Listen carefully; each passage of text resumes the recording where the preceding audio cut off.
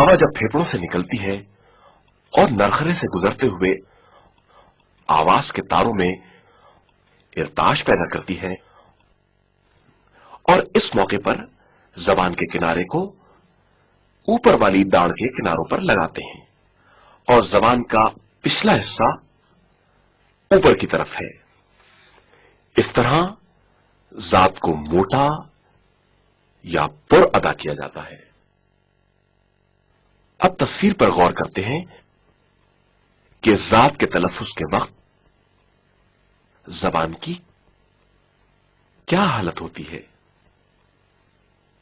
और किस तरह दाढ़ से लगकर जुदा होते वक्त जात की आवाज निकलती है।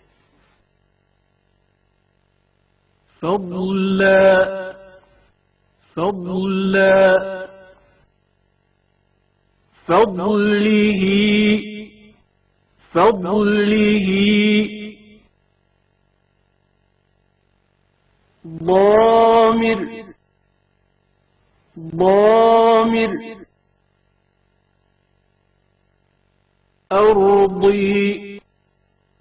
أرضي يغض